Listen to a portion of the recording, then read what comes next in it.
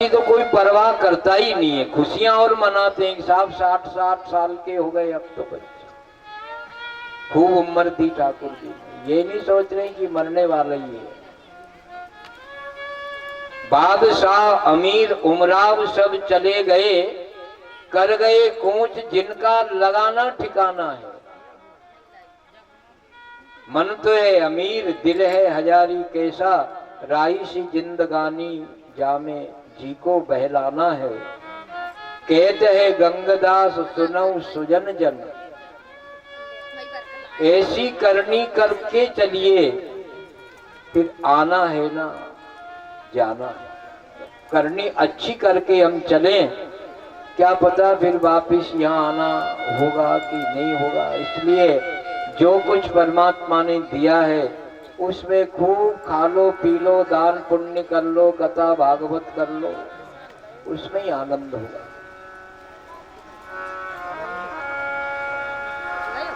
बोलो वृंदावन बिहारी लाल की जय।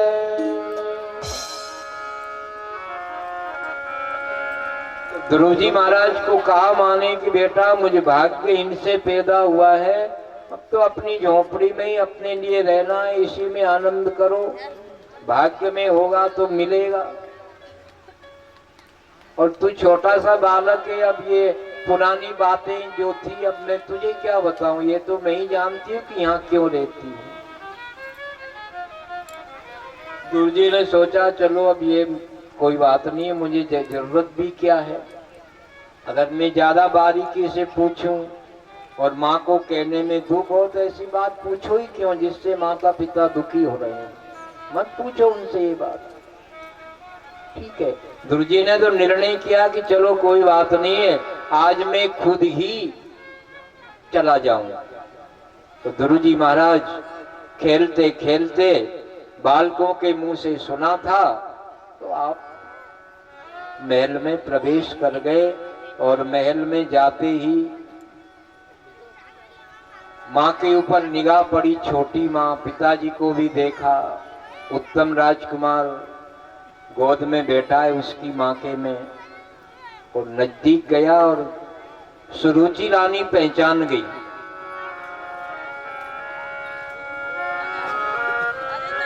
तो सुरुचि रानी कहने लगी, अरे ध्रुव तू आज इस महल में कैसे चला आया है? तुझे पता नहीं है कि दूसरी माँ से पैदा हुआ हूं? अरे मूर्ख, खबरदार, आज के बाद में कभी यहाँ आने की इच्छा मत कर, निकल यहाँ से। ये महल क्या तेरे लिए है? इस महल में बैठने वाला केवल ये मेरा राजकुमार है जो मेरी गोद में बैठा हुआ है। गुरुजी महाराज को जब रोक दिया, डांट दिया, कुछ ऐसी बातें कभी कभी किसी के हृदय में ऐसा घर कर जाती है कि उसको मरण संकट से भी ज्यादा संकट पैदा हो जाता है। और अपमान की बात तो जिसमें ज्यादा ही खतरनाक होती है। और बातें इंसान सहन कर सकता है, लेकिन सभा में यदि कोई अपमानित कर दे तो वो मरण से भी ज्यादा कष्टदायक होता है।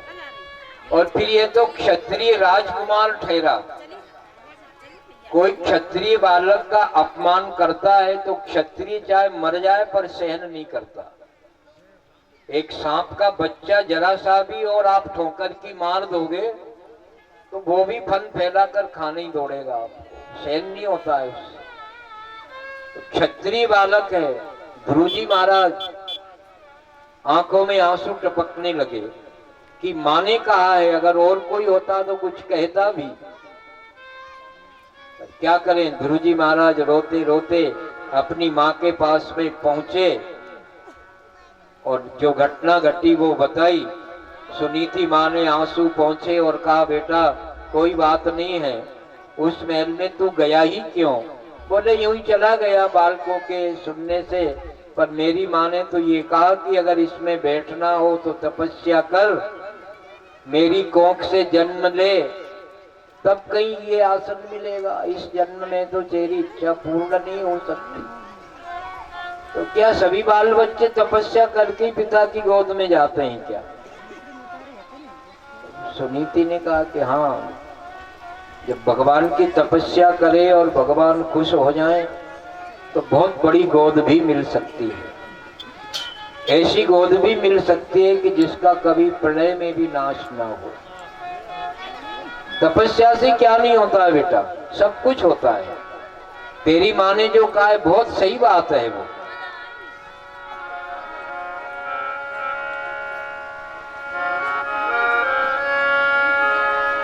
गुरुजी महाराज ने कहा जब तपस्या से ही पिताजी की गोद मिलती है तो फिर शुभ काम में क्या देरी करना,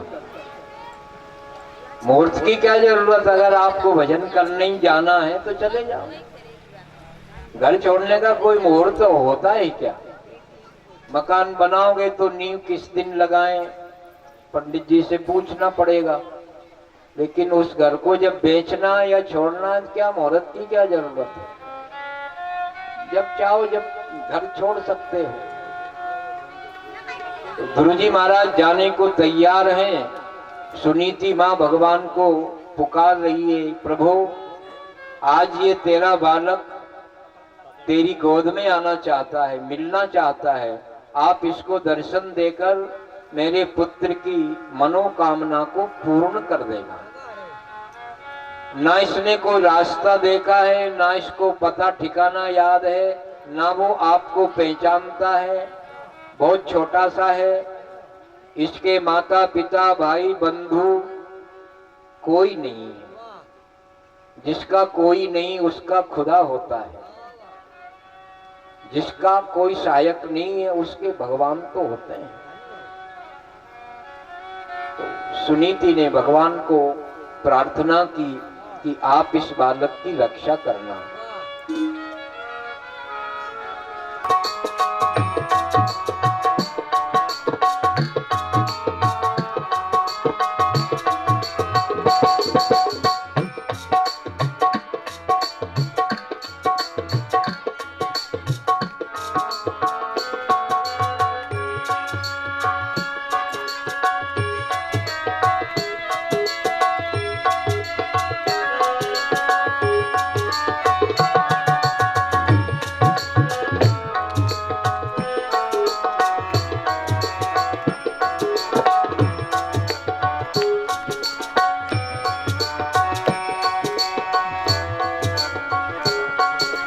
तुम्ही हो माता पिता,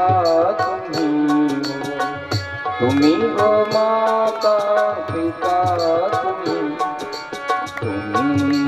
बंधु सखा, तुम्ही हो माता पिता, तुम्ही हो बंधु सखा, तुम्ही हो बंधु सखा, तुम्ही हो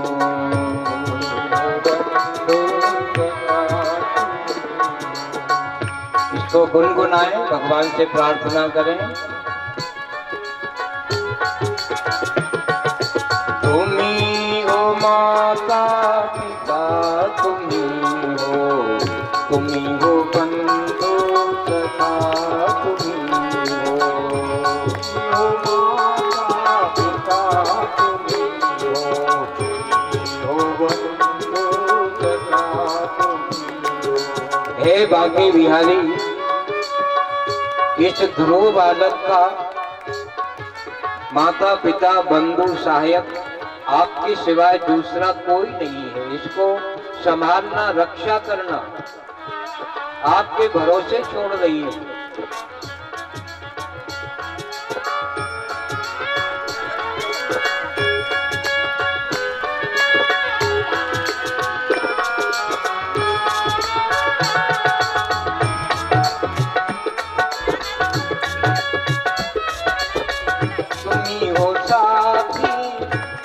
सहारे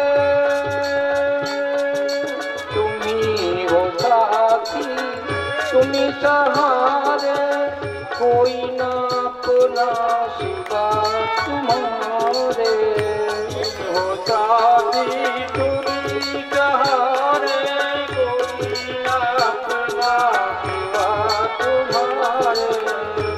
बिना अपना शिवा तुम्हारे, बिना अपना शिवा तुम्हारे, तुम्ही हो नैया तुम्ही भैया, हो नैया तुम्ही हो बंधु सखा तुम्ही हो,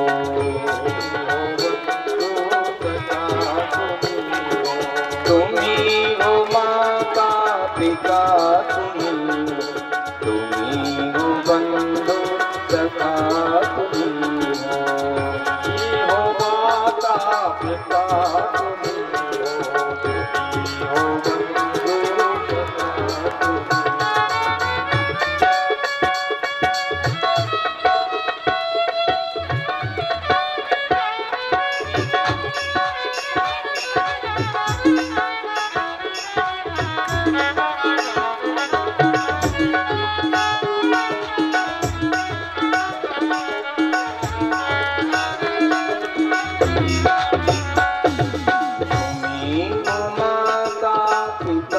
तुम्ही।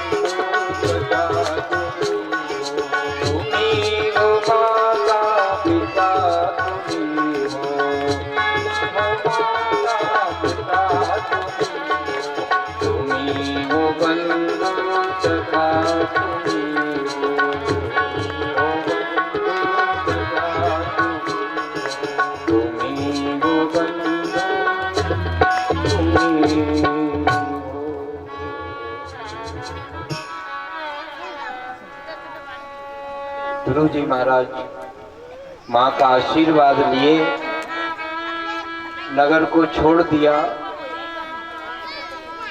कुछ बालक जो ध्रुव के साथ में खेला करते थे दौड़कर पिताजी को सूचना दी, महाराज आपका राजकुमार ध्रुव आज ऐसा लगता है कहीं जा रहा है,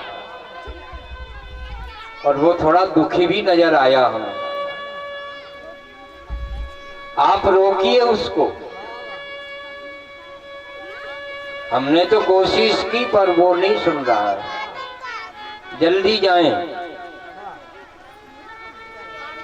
उत्तानपाद के अंदर से थोड़ी कोई त्याग किया था, छोटी रानी की लड़ाई की वजह से मजबूरी में, भीतर से इच्छा हुई कि मैं अपने ध्रुव को रोक लूं, लेकिन बगल में महारानी जी की निगाह पड़ी, जैसे कोई नागिन फुंकार करती हुई खाने को दौड़ती हो। पावर एकदम से उनका कमजोर पड़ गया।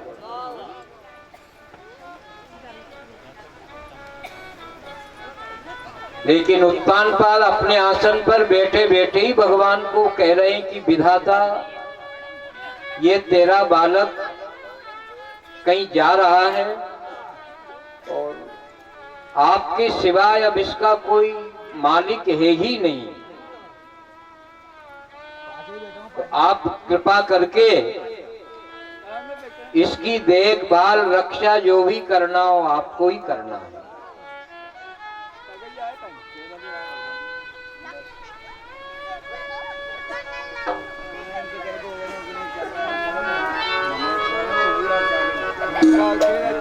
गुरुजी महाराज चले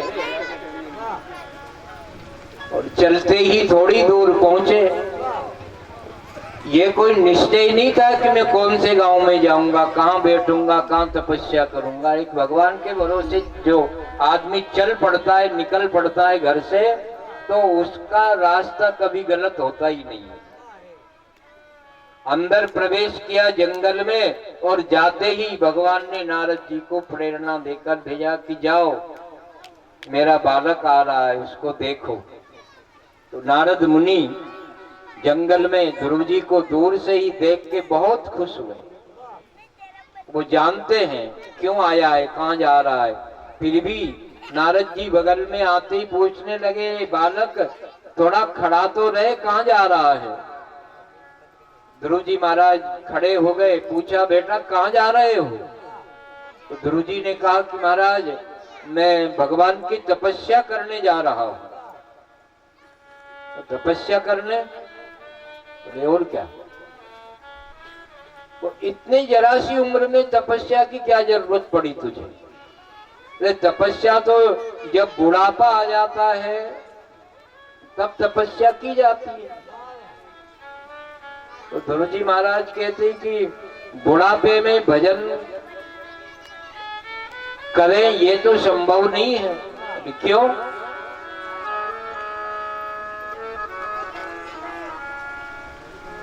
बालस्तावत क्रीडा सत्ता,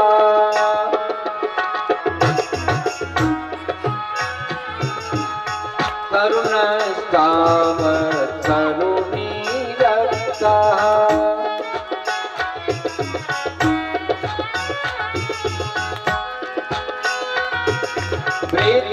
वृद्धस्तावत चिंता मग्ना,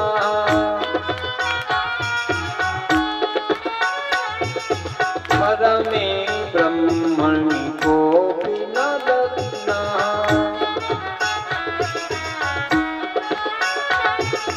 अंगं गलितं फलितं मुण्डम्,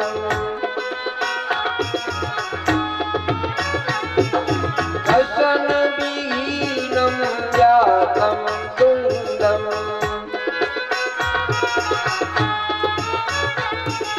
वृद्धो याति गृहीत्वा दण्डम्,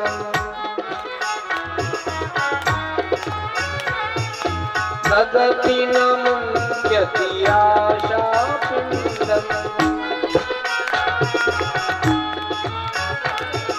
भज गोविन्दं भज गोविन्दं भज गोविन्दं मूढमते,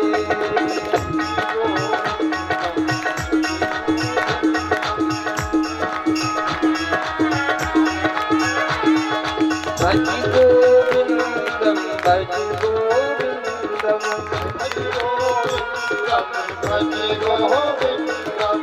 भज गोविन्दं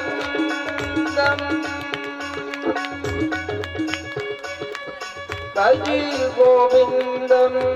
गोविन्दं भज गोविन्दं भज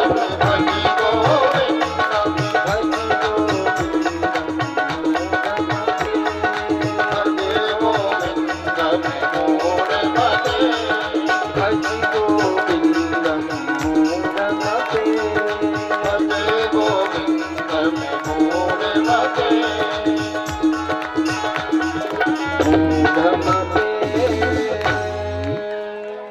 गुरुजी महाराज कहते हैं, मैंने ही सुना है बुढ़ापा जो होता है ना, वो बुढ़ापा रोगों का घर होता है।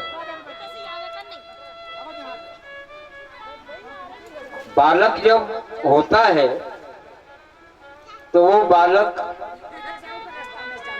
5-10 वर्ष तक तो होश ही नहीं संभालता। बाल्यस्तावत् क्रीडा शक्तः, जब बालक होता है, बाल्यावस्था होती है, तो खेल तमाशे में सदा दौड़ दौड़ मन जाए, भजन भयंकर लाग ही बुद्धि भ्रष्ट हो जाए। खेल कूद में मन लगता है, अपन को पढ़ो लिखो भजन करो, तो बाल्यावस्था में होता ही नहीं। बाल्यावस्था ऐसे बीत जाती है। फिर थोड़ा सा बड़ा होता है, थोड़ा बहुत पढ़ता है, फिर तरुण हो जाता है, तो माँ बाप उसकी शादी कर दें। तरुणस्तावत् तरुणी रक्तः, फिर वो जवान अवस्था में तरुणी के साथ अपनी तरुणाई को समाप्त करता है। बाल बच्चे हो गए, महल अटारी बना ली, वाहन खरीद लिए, जमीन जायदाद खरीद ली, इतने में शरीर कमजोर पड़ने लगा। तो वृद्धस्तावत् चिंता मग्ना, अब बासाब खाट पे पड़े कि ये काम बिगड़ गया, वो बिगड़ गया, फलाने ने ये नहीं किया, उसने ये नहीं किया, माला फिरे का ऐसे फिर। वृद्धस्तावत् चिंता मग्नः परमे ब्रह्मणि कोपि न रत्ना, फिर उसमें को कि तुम ब्रह्म का ध्यान करो उठ के, तो होएगा। इसलिए जब मौका मिल जाए तभी चलो, उसका मुहूर्त कोई नहीं है। सुदिन सुमंगल होई जब राम होई युवराज। भगवान के भजन में देरी मत करो, क्या भरोसा है इस जिंदगी का, साथ देती नहीं है किसी का, कब ये शरीर नष्ट हो जाए। तो ध्रुव जी महाराज ने कहा, महाराज मैं तो आ ही गया हूं, परीक्षा कर रहे हैं कि आ गया तो ठीक है, पर तुझे भेजा किसने?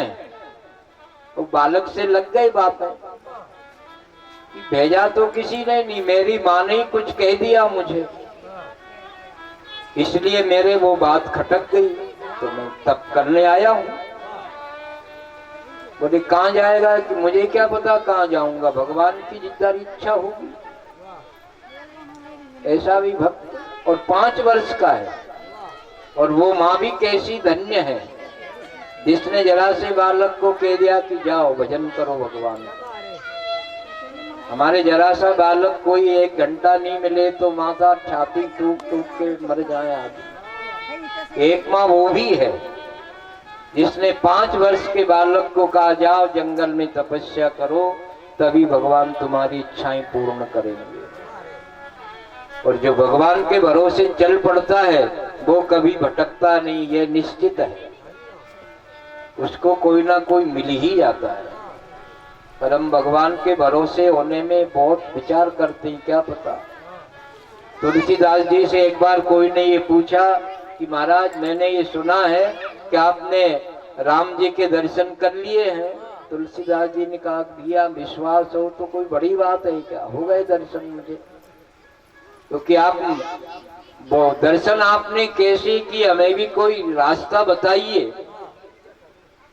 तो तुलसीदास जी ने कहा रास्ता नहीं है, उसका विश्वास है तो भगवान है, विश्वास नहीं तो भगवान नहीं।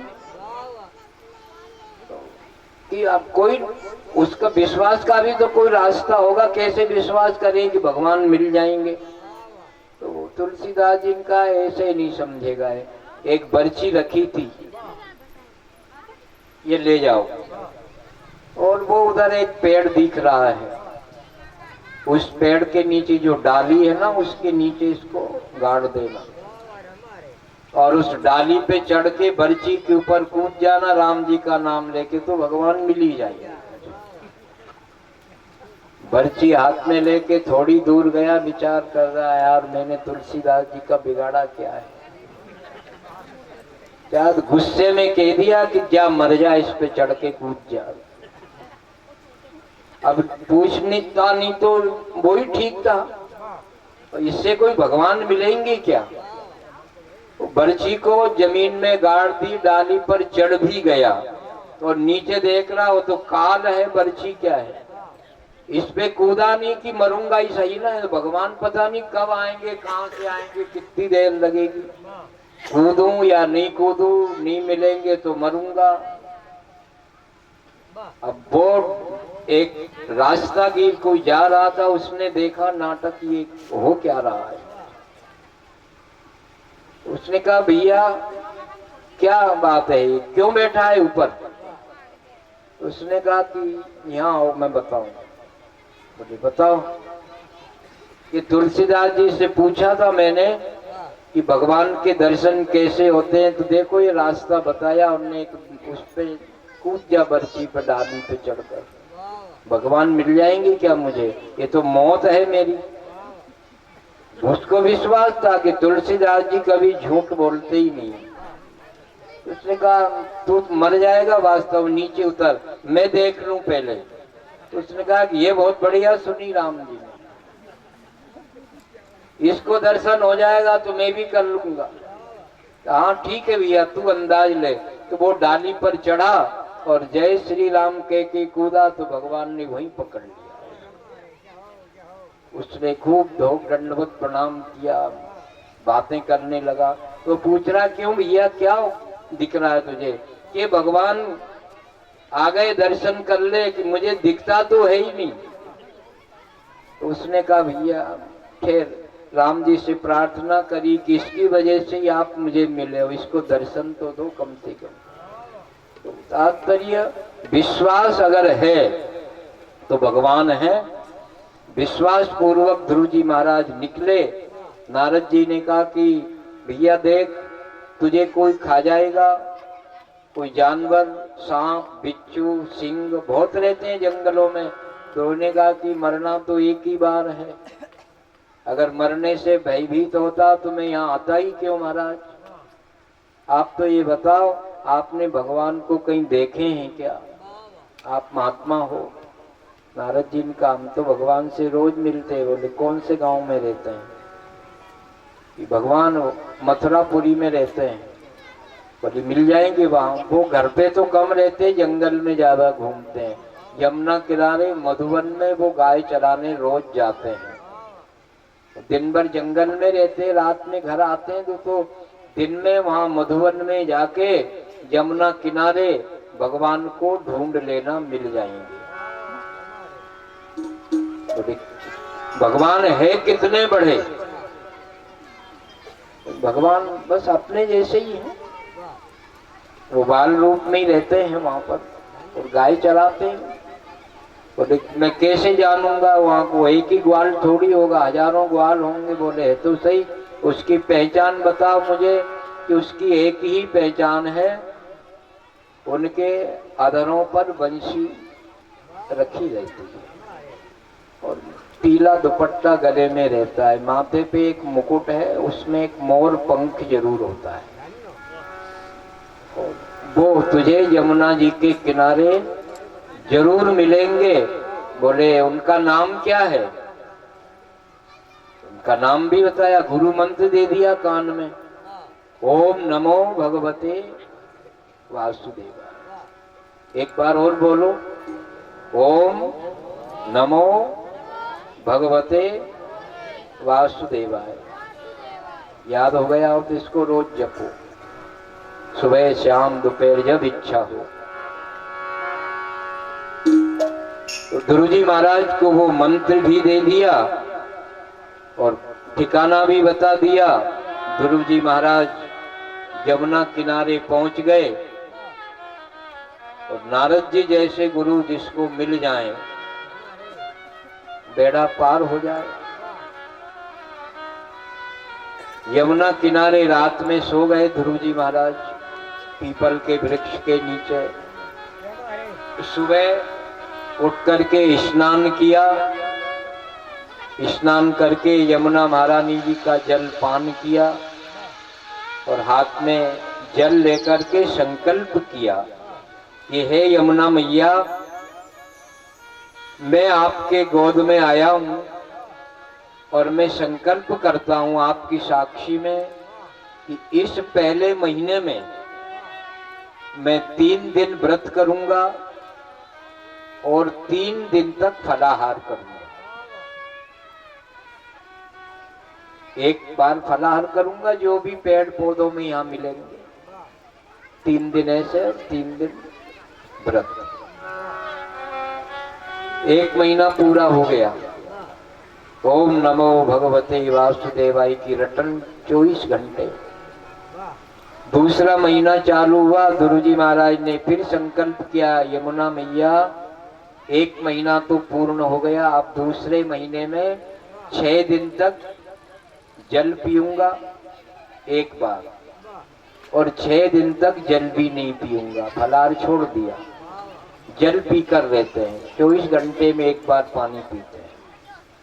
फिर तीसरा महीना प्रारंभ हुआ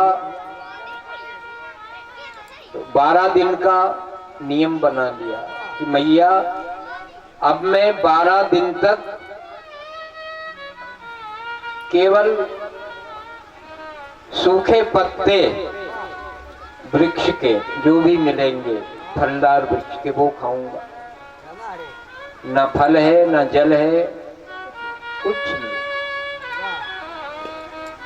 अब तो गुरुजी महाराज 5वां महीना प्रारंभ होता है। 12 दिन तक श्वास लेते हैं और 12 दिन तक श्वास बंद रखते हैं। 6ठा महीना प्रारंभ होते ही गुरुजी ने पांव के एक अंगूठे के ऊपर खड़े हो गए। ऐसा क्यों किया कि अपन जितना आराम से बैठेंगे ना उतना आलस्य आएगा। इसलिए भजन में कहते नहीं खाट पे बैठ के मत करो, टिक के मत करो, करड़ी जमीन में बैठो। तो ये इसलिए नियम है, अपने शरीर को थोड़ा कष्ट हो, उसमें आलस्य नहीं। और भगवान के भजन में आलस्य होगा तो फिर सफलता नहीं मिलेगी। तो गुरुजी महाराज अंगूठे के ऊपर खड़े हैं, सिर्फ एक अंगूठा टिका रखा है, और आंख बंद कर ली, श्वास रोक ली, और अंदर भगवान का ध्यान करते हुए भगवान की झांकी भीतर है। और वास्तव में ही भगवान भीतर से ही मिलते हैं, बाहर ढूंढोगे तो नहीं मिलेंगे। जब भी भगवान मिलेंगे तुझे अपने अंदर से ही मिलेंगे। तो इसलिए भगवान को अपने अंदर ही ढूंढो। वो तो उजागर है, ढूंढना नहीं है, पर उसको समझ लो भाई थोड़ी सी तिनके के ओट में पहाड़ हो रहा है। उस परमात्मा को अपने भीतर ही देखो। गुरुजी महाराज ने भीतर दर्शन किए, आंख बंद है, श्वास बंद है, और आनंद आ रहा है, भगवान दिख रहे हैं।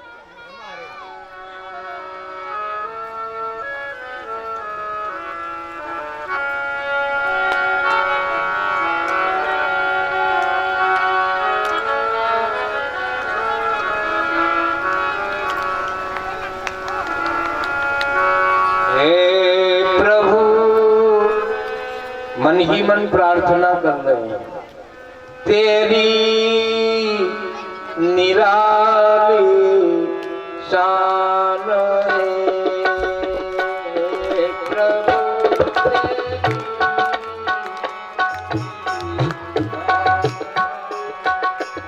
हे प्रभु तेरी निराली शान है।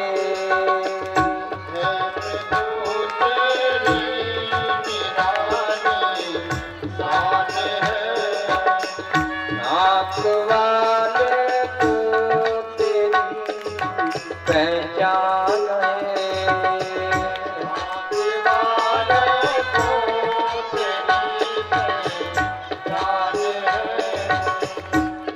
प्रभु तेरी निराली शान है, प्रभु तेरी निराली शान है।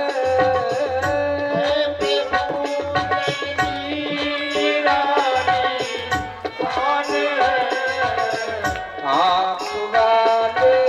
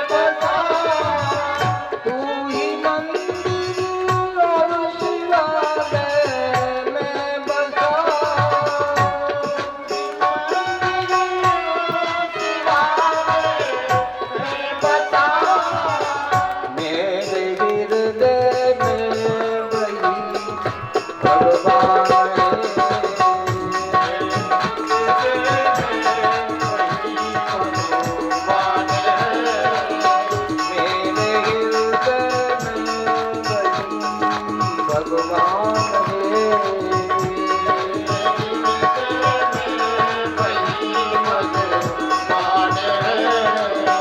हे प्रभु तेरी निराली शान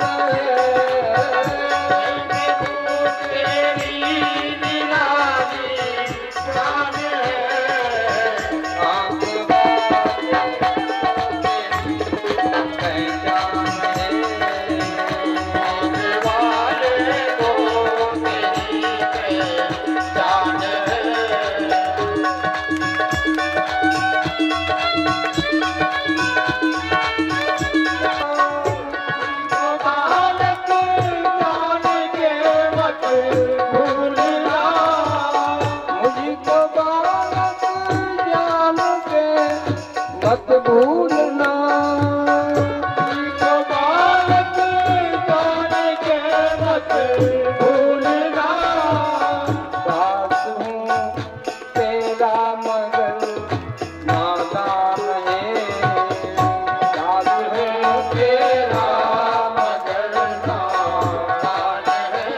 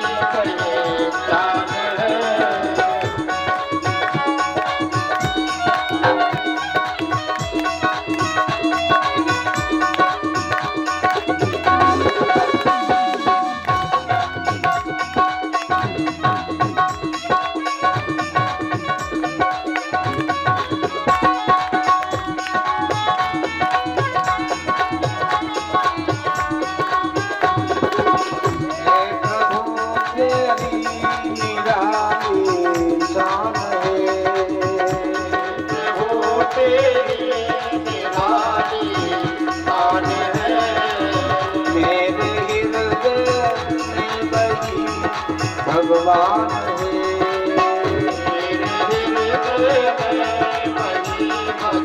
भगवान दास हूँ तेरा मगर नादान दास हूँ तेरा मगर नादान मेरे हृदय में वही भगवान है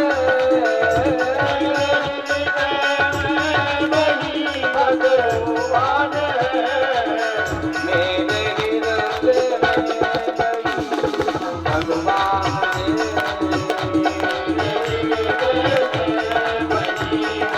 भगवान मेरे हृदय में वही भगवान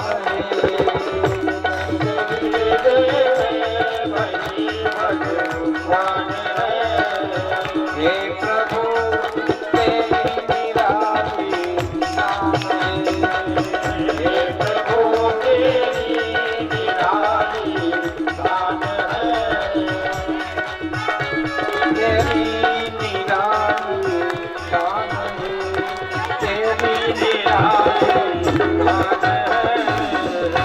वृंदावन बिहारी लाल की जय।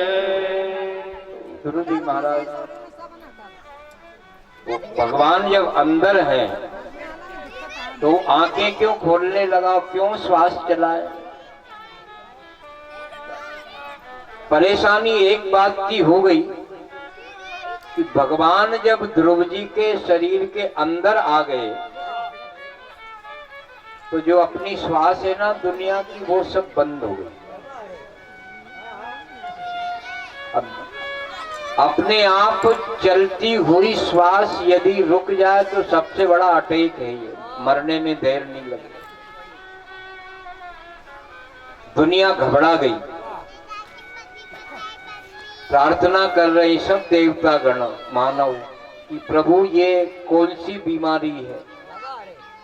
अच्छे भले सब संसार की चलती हुई श्वास बंद है, अगर ऐसे ही रहा ना तो सब दुनिया मरेगी। तो आकाशवाणी हो रही कि मरोगे कोई नहीं, ये बीमारी ऐसी है, मरोगे नहीं इसमें, तुम भी भजन करो। मैं एक बालक के हृदय रूपी गुफा में बैठा हूं और वो जब चाहेगा तब बाहर निकलूंगा। मैं तो उसके भक्त के बस में भगवान। भक्त हैं मेरे जीवन प्राण, जब जब भीर परत भक्तों पर धरत हमारो ध्यान, तब तब मैं अवतार लेत हूँ भूमंडल में आन।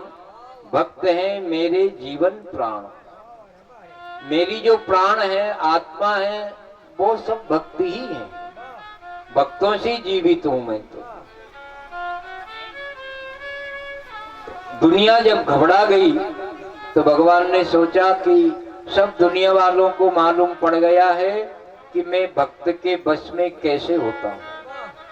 चाहे मुझे भजने वाला बालक हो, जवान हो, बूढ़ा हो, स्त्री हो, शूद्र हो, वैश्य हो, मूर्ख हो, ज्ञानी हो, पढ़ा लिखा हो, कोई हो,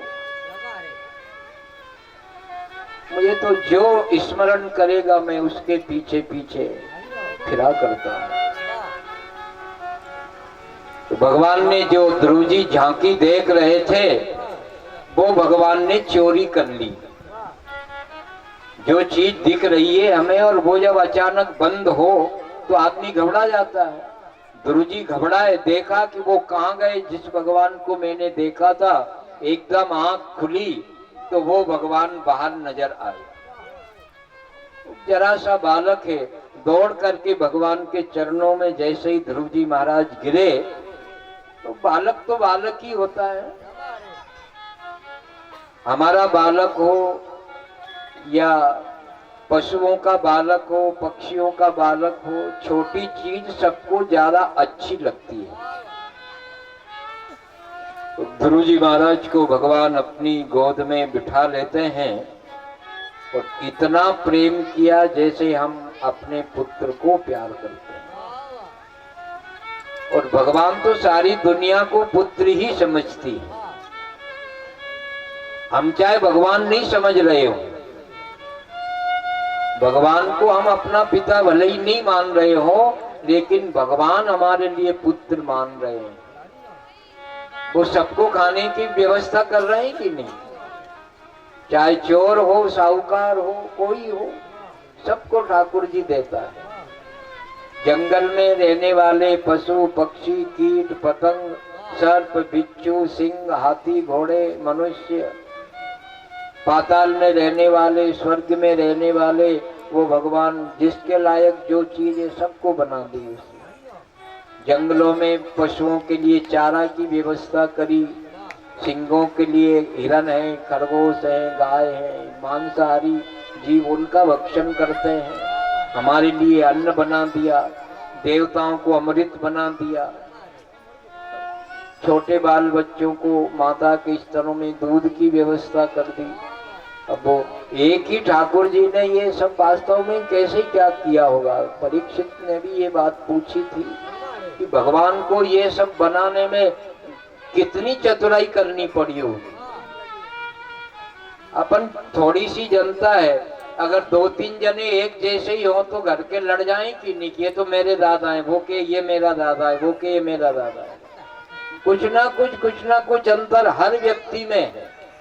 एक जैसे करोड़ों में कोई मिलते ही नहीं है।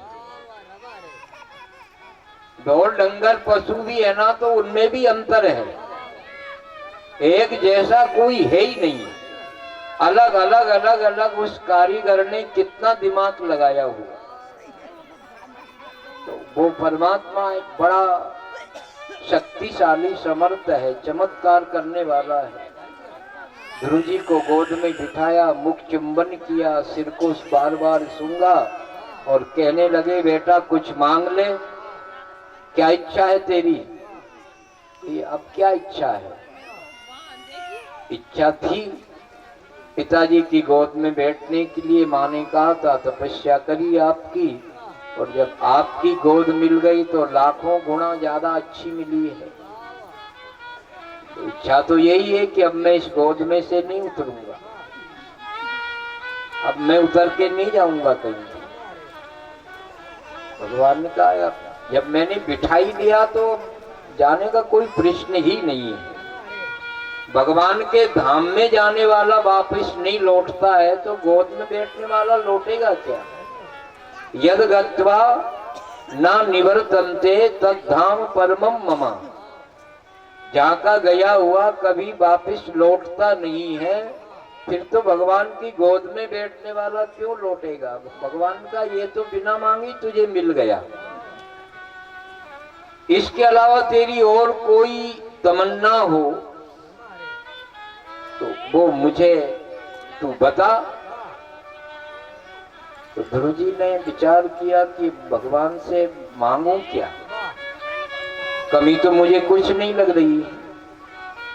फिर ध्रुव जी ने कहा कि देखो मांगे तो वो जिसके लिए कुछ कमी हो। कहा कमी जाके राम धनी। मांगे वो जिसके माँ बाप कंगाल हो बेचारे, उसको तो मांगना पड़ेगा। भीख मांगे चाहे मजूरी करे, जिसके पिता कंगाल हो उस बालक को तो मांगना ही है। और जिसके पिताजी तीनों लोकों के लक्ष्मी जी के पति हो, वो बालक कंगाल है क्या? मैं तो बहुत बड़े घराने का बालक हूं, मैं क्यों मांगू? मैं कोई कंगाल पिता का पुत्र हूं क्या? और मान लो मैं आपसे मांग भी लूं, आप दे भी सकते हो, पर मांगूंगा क्या? आप तो ये कृपा करो कि मन में कोई इच्छा हो तो वो खत्म हो जाए। मांगने का सब संकट ही दूर करो। और भगवान का जो निष्काम भक्त है वो कभी मांगता नहीं। भगवान दे रहे फिर भी नहीं चाहता है। केवट को राम जी ने कम मनाया था क्या? राम जी, लक्ष्मण जी, सीता जी सबने मनाया, कुछ तो उतराई ले लो। बाकी निष्काम भक्तों को क्या जरूरत है?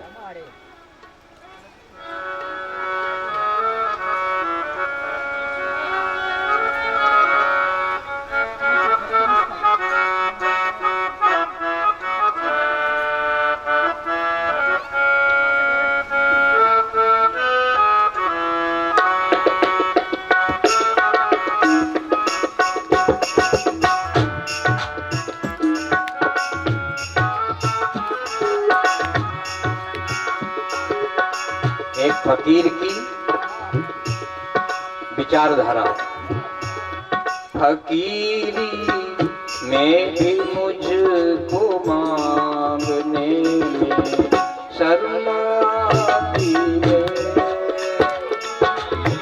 मैं भी मुझको मांगने में शर्म आती है। तुम्हारा होके मुझसे हाथ फेरा या नहीं जाता, मुझसे हाथ फेरा या नहीं जाता। इसी से तेरी मंजिल का पता पाया नहीं जाता। तेरी मंजिल का पता पाया नहीं जाता। मारा होके मुझसे हाथ फेरा क्या नहीं जाता। होके मुझसे हाथ फेरा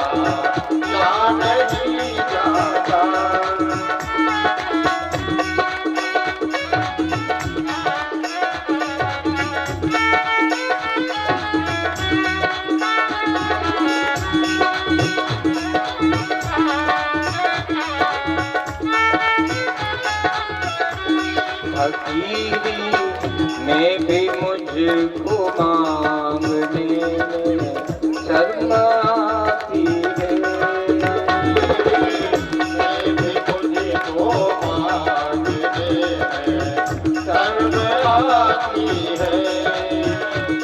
मोहब्बत के लिए कुछ खास दिन मखसूस होते हैं। मोहब्बत के लिए कुछ खास दिन मखसूस होते हैं। मोहब्बत के लिए कुछ खास दिन मखसूस होते हैं।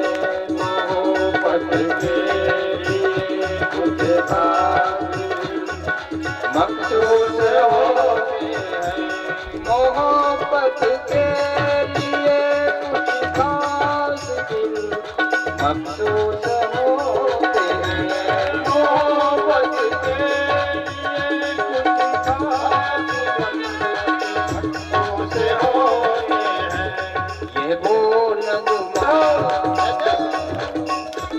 ये वो नगमा जिसे हर रात पे गाया नहीं जाता।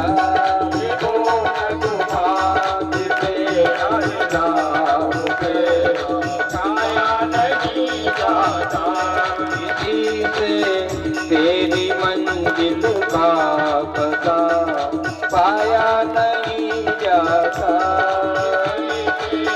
तेरी मंजिल का पता पाया नहीं जाता। प्रेम न बाड़ी उपजे, प्रेम न आठ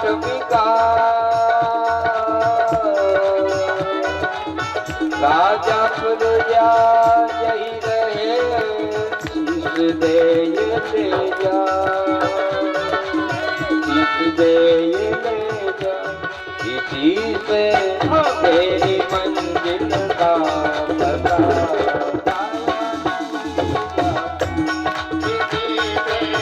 तेरी मंजिल का पता पाया नहीं जाता।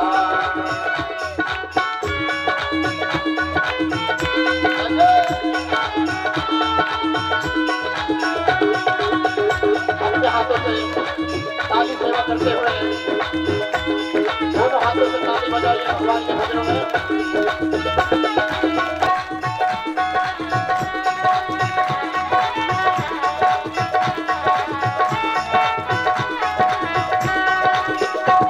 तो फकीर कहता है मांगने से दे तो दोगे लेकिन प्रेम नहीं रहेगा। और प्रेम ही सबसे बड़ी कीमती वस्तु है। किसी ने गिद्धराज से पूछा कि भगवान की सेवा करने में तेरे पंख कट गए फिर भी पड़ा पड़ा राम राम बोल रहा है, फायदा क्या हुआ? तो गिद्ध कहता है जटायु मेरी टूटे हुए पाई तलब का मुझ पे ऐसा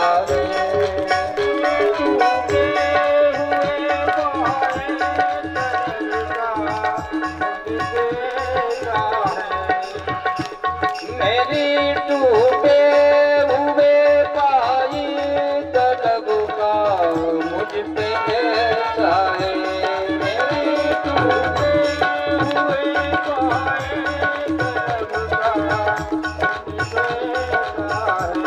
तलब का मुझ पे ऐसा है, तलब का मुझ पे ऐसा है।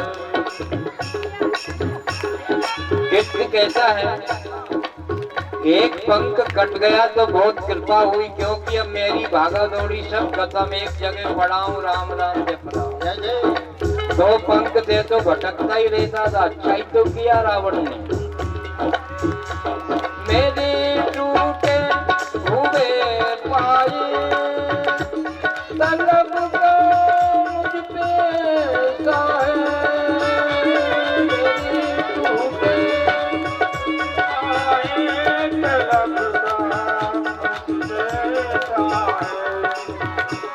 तलब का मुझ पे ऐसा है, तलब का मुझ पे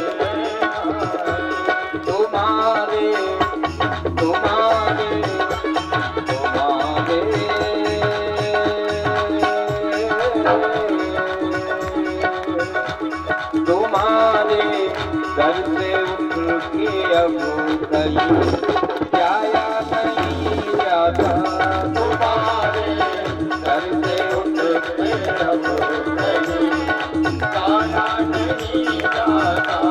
पति ने भी मुझको मांगने में शर्म आती है,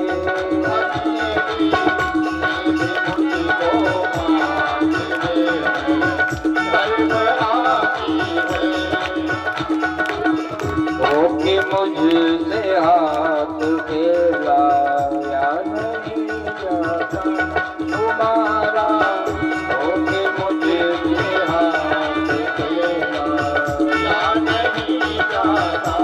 किसी से तेरी मंजिल का पता पाया नहीं जाता,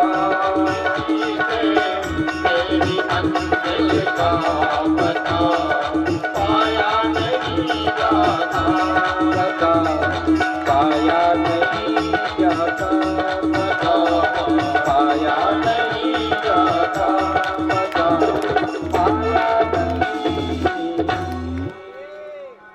गुरु जी महाराज कहते हैं कि मांगने से वो प्रेम नहीं रहेगा। कृपा करें और मुझे अपने साथ में जहां भी आप रहते हो वहां चलो। भगवान ने कहा ठीक है, तेरी ऐसी इच्छा है तो पूर्ण कर ही लेना, और मैं तुझे ऐसी जगह ले चल रहा हूं, वो जगह ऐसी है कि चाहे हम चले जाएंगे, शरीर छोड़ देंगे, आकाश पृथ्वी जल वायु अग्नि सब समाप्त होने के बाद में बचेगा तो कौन, केवल ध्रुव बचेगा। उस 5 साल के बालक ने इतना बड़ा पद प्राप्त किया और ज्यादा समय नहीं लगा। भगवान को ये नहीं कि कोई हजारों वर्ष नाम जपे तब मिलते होंगे, और यूं करोड़ों जन्म बीत जाए फिर भी नहीं मिले, और मिलना हो तो जरा सी देर में भगवान मिले। गुलाब का फूल बढ़िया खिला हुआ और उसकी डंडी पकड़ के हिला दोगे बिखरने में कितनी टाइम लगती है, उतनी सी देर में ही भगवान मिलते हैं, ज्यादा समय नहीं लगता भगवान को मिलने। ध्रुव जी महाराज को भगवान ने कहा कि ये तो सब तेरी बात मैंने स्वीकार कर ली, लेकिन मैं तुझे कुछ दूं मेरी ओर से तो देगा कि नहीं। भगवान ने थोड़ी माया फेर दी, क्या आप जो अगर अपनी इच्छा से दोगे तो वो प्रसाद तो मैं जरूर लूंगा। तो भगवान का तो मैं मेरी ओर से तुझे अयोध्या का 36,000 वर्ष तक राज्य दे रहा हूं। गुरु ने कहा ये तो मामला गड़बड़ हो गया बिल्कुल, मुझे क्या मालूम था कि जहां से आया हूं वहीं भेजेंगे। थोड़ा बहुत दिन दे रहे थे तो ठीक था, अब 36,000 वर्ष। ध्रुव जी उदास हो गए। भगवान का क्यों, कि मैं तो ये चाहता ही नहीं था। भगवान का तू नहीं चाहता था, लेकिन मैं तो चाहता हूं ना। क्यों चाहता हूं, कि कोई भी इंसान कितना भी भक्त बन जाए, कितनी भी भक्ति कर ले, चाहे मेरी गोद में आके बैठ जाए, अगर माँ बाप उसके दुखी है तो मैं धक्का दे के भगा देता हूँ, तो थोड़ी लगता। मैं उसी व्यक्ति को अपनी गोद में रखता हूँ जिसके माता पिता खुश हो जाते हैं। तेरे माता पिता तो वहां तेरे लिए रो रहे हैं और तू वैकुंठ में बैठेगा, ये हो ही नहीं सकता। इसलिए सब शास्त्र यही कहते हैं कि सबसे पहला गुरु अपने घर में अपना पिता है।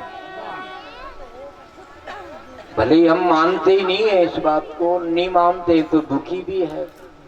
जिस परिवार के माँ बाप दुखी होकर मरे हों उस परिवार को देखो, जिसके घर में माँ बाप की सेवा की हो उस परिवार को देखो।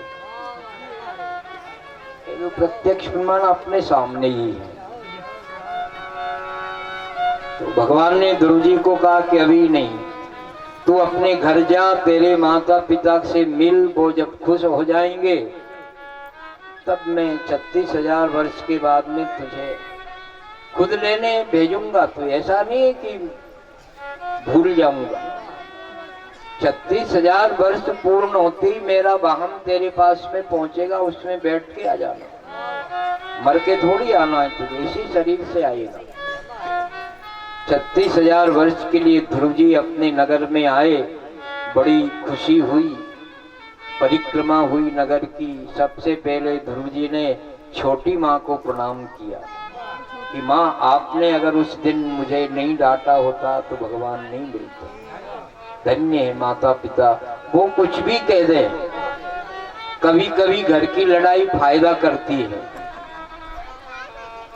इसलिए घर में अगर कभी लड़ाई हो जाए ना तो थोड़ा इंतजार करो। किसी कारणवश हो रही है वो लड़ाई, कोई ना कोई फायदा भी हो। कथा सुन के आज ही मत कर देना चालू, चले आज से चालू करें लड़ना। नहीं करोगे ना।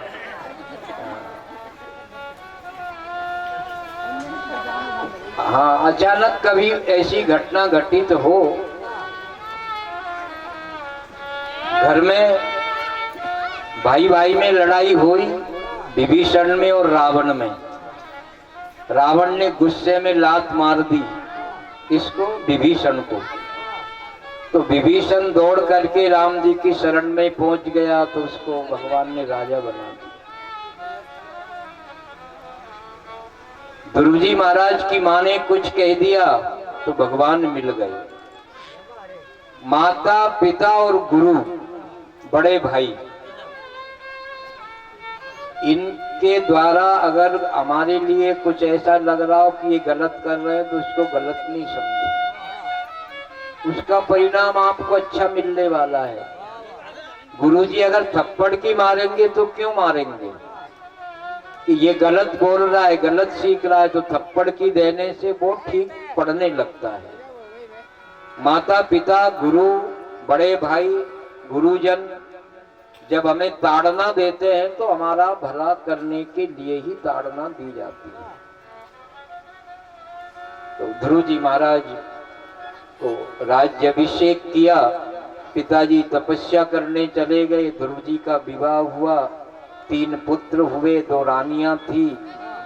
आगे अंग और महाराजा पृथु बेन, ये सब ध्रुव जी महाराज के वंश में उत्पन्न हुए। ध्रुव चरित्र के बाद में 5वें स्कंध में सुखदेव जी महाराज से राजा परीक्षित एक प्रश्न पूछते हैं,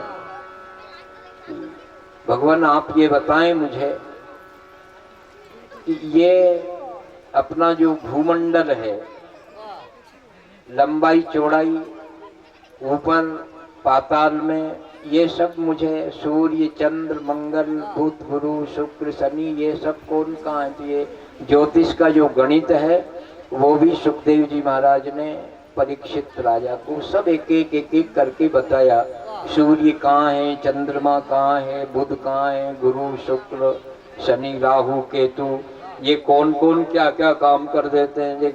देखो, सूर्य, मंगल, शनि और केतु, ये थोड़े कष्टदायक है। शनि की दशा जब कभी किसी के ऊपर आ जाती है तो वो अशांति हर व्यक्ति को पहुंचाते हैं। शनि न्यायकारी भी है, जो गलत मार्ग में चलते हैं उनको ज्यादा दुख देते हैं, और जो भगवत भक्त हैं उनके ऊपर शनि की कुदृष्टि नहीं होती, उसको फायदा भी करते हैं।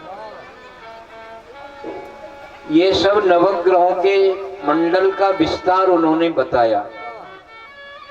नीचे पाताल कल आपको बताए थे, सारा भूगोल। और फिर बाद में पूछा कि ये नरक किधर है, नरकों के बारे में पूछा गया। तो सुखदेव जी महाराज कहते हैं, राजन, ये जो नरक हैं वो दक्षिण दिशा में है। ना पृथ्वी पर है और ना आकाश में है, अतबीच में नरक बसे हुए। और उस नरकों का संयमनी नाम है, अपन नरक कहते हैं, नाम उसका संयमनीपुरी है। और वहां सबका दंडदाता यमराज रहता है। तो परीक्षित पूछते हैं कि वहां कौन कौन लोग जाते हैं। सुखदेव जी कहते हैं कि जो पाप करता है वो नरक में जाता है, सभी के लिए थोड़ी बनाए, और जो पुण्य करता है वो स्वर्ग में जाता है। और फिर स्वर्ग किधर है? तो स्वर्ग इधर उत्तर दिशा में है और नरक जाने का रास्ता दक्षिण दिशा में है। फिर पूछा कि ये जी अपन कहते हैं कि वो आदमी मर गया तो वो वहां कैसे जाता होगा, वो शरीर तो जला देते हैं ना अपन, काय में बैठ के जाता है, कैसे जाता है, कुछ बारीकी से बताओ। गरुड़ पुराण भी भागवत में है, इसमें 18 पुराणों की कथा है, रामायण भी है, महाभारत भी है, शिव पुराण भी, गरुड़ पुराण भी, पर अब इतना याद ही नहीं है तो